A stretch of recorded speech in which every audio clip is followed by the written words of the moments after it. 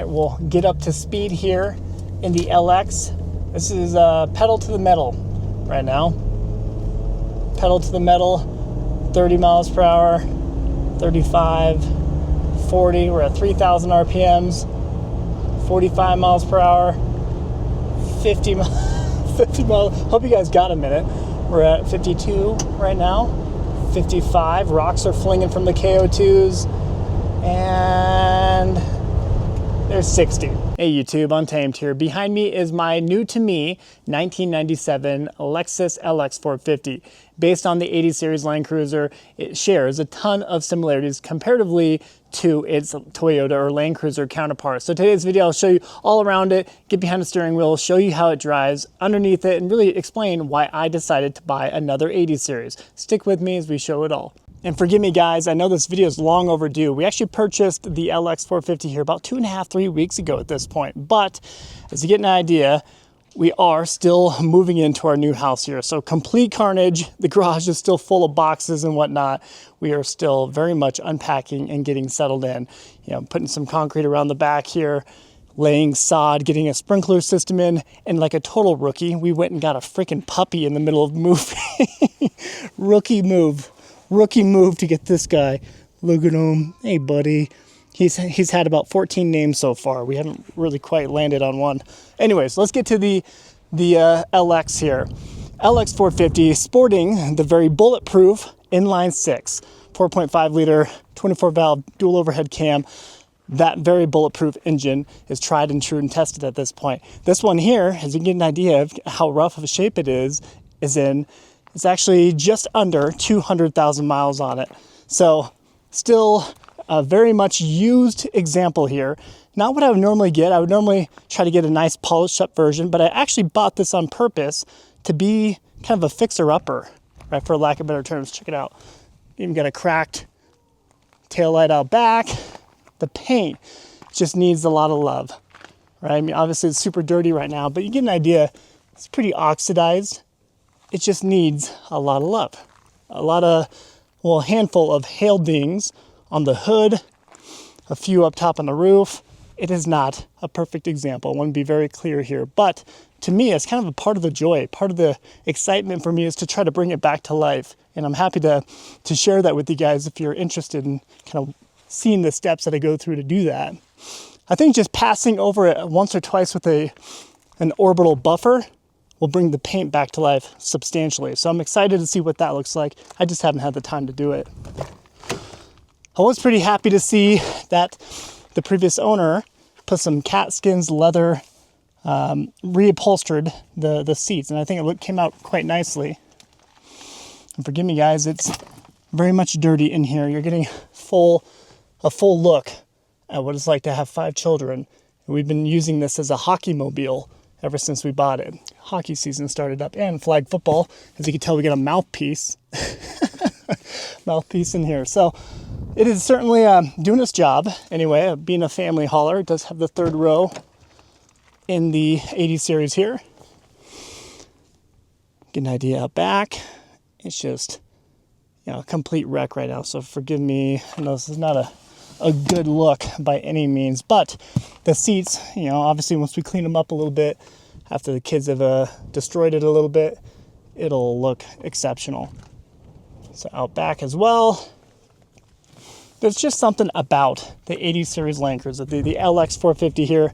Just something about it that just always feels so special. To me, just that side profile right here, that's iconic Land Cruiser, in my opinion. Love that side look of it. It's just a tank, a complete tank. I don't love these side steps. I think I don't like the silver right here for the actual step itself. What is that, KYX? I don't even know what that is. So don't love those. I'll probably remove those. I'll show you out back.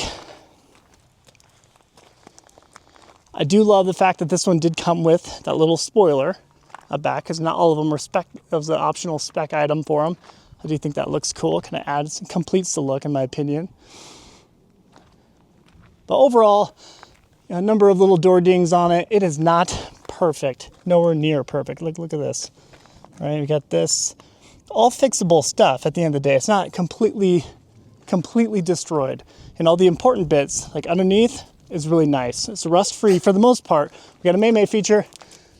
Hey May May, what are you doing? Nothing. You chilling? And just finding money, that golden money. You're finding golden money. Ooh, when you find it, can I have some? Ooh, I found these ones. nice. Nice, that's a score. Let me show you the driver's seat.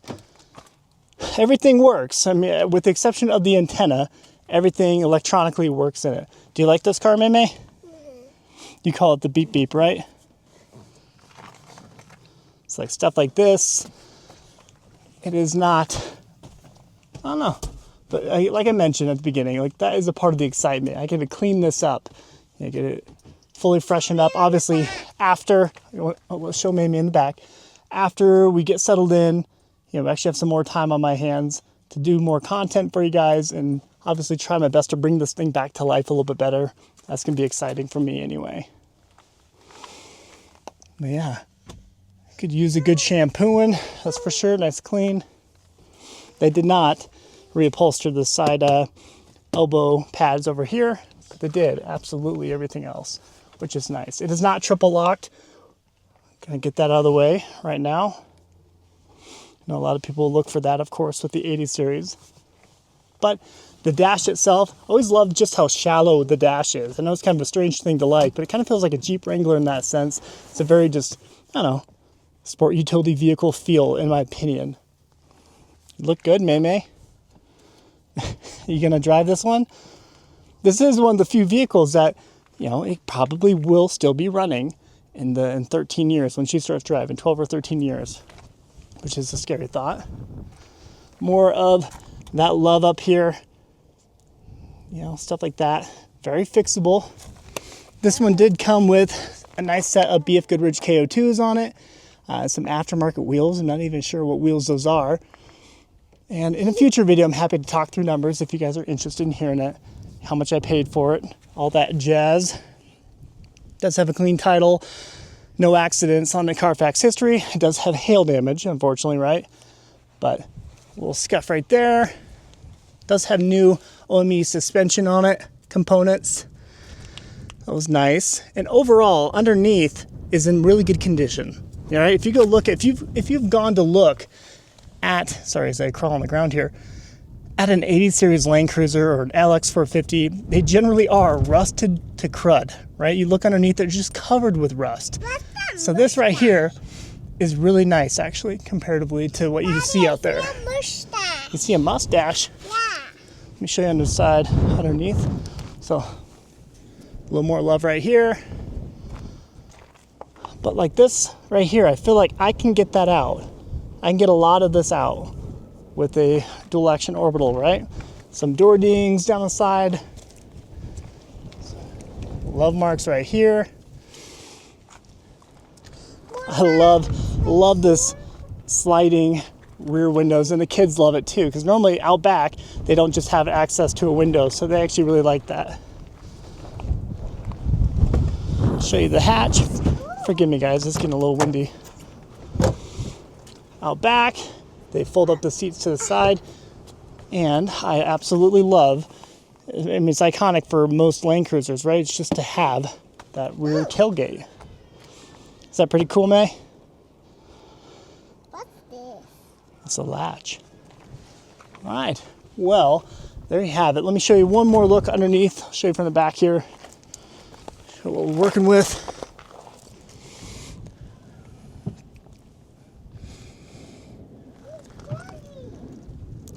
So overall, not bad at all underneath. Oh, wow. Uh-oh, she found candy. Uh-oh. So there you have it, guys. Let me pop the hood too for fun. You guys want to see that? And then I'll get behind the wheel and kind of show you how it drives if you're interested in seeing that. Do it with one hand. Sorry, it's not the best lighting for you, I understand.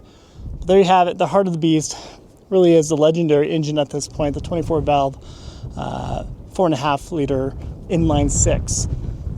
There's really no balls to it. I want to be honest with you guys. You're pedal to the metal to try to get on the freeway. Just getting up to freeway speeds is a little bit of a chore. I jokingly say 0 to 60 in 60 seconds. That's what it feels like. 212 horsepower and 272 foot-pounds of torque when it was new. Now that it has 200,000 miles on, it's a little tired. We probably would be lucky to be breaking 200 horsepower with it. So, but overall, really good condition, right? Doesn't leak. That's been good. So, not very many vehicles today you can actually trust to be still running at 200,000 miles, let alone not be leaking everywhere. So, let me jump in the driver's seat. I'll show you what it's like to take the 80 series down the road.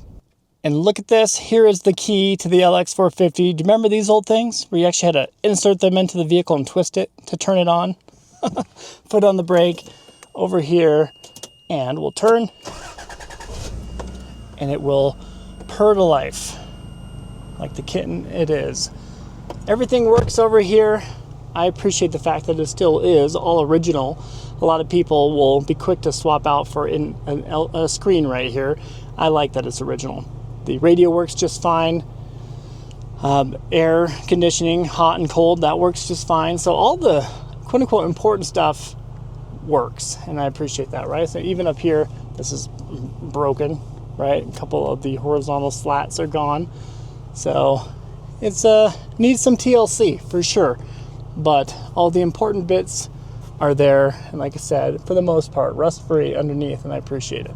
So let's go ahead and put it in reverse here and get on the road. Show you what it's like to drive an 80 series here. Even though this is obviously a very used old vehicle, it gets a lot of attention, a lot of thumbs up from people driving newer Toyotas. People appreciate the 80 series here. You know, even people who don't really know Toyotas all that well, they appreciate what this vehicle is and what it stands for.